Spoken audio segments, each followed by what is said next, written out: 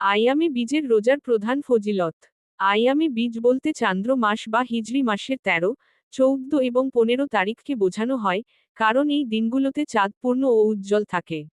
এই রোজা রাখা সুন্নত মুয়াক্কাদা, অত্যন্ত গুরুত্বপূর্ণ সুন্নত। প্রতি মাসে 13, 14 ও 15 তারিখে রোজা রাখলে যেন সারা বছর রোজা রাখার সওয়াব পাওয়া যায়।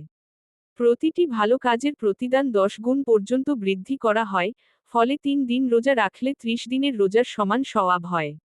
এই রোজা মুমিনের তাকওয়া, আল্লাহভীতি এবং আত্মসংযম বাড়াতে সাহায্য করে। এটি আল্লাহর নৈকট্য অর্জনের একটি উত্তম মাধ্যম। এই রোজার মাধ্যমে অন্তরের ক্রোধ, ঘৃণা ও হিংসা দূর হয়। রোজা রাখা মানসিক ও শারীরিক স্বাস্থ্যের জন্য উপকারী এবং মানসিক ভারসাম্য বজায় রাখতে সাহায্য করে। রোজা ভাঙার সময় এবং কিয়ামতের দিন আল্লাহর সঙ্গে সাক্ষাৎ করার সময় আনন্দ লাভ হয়।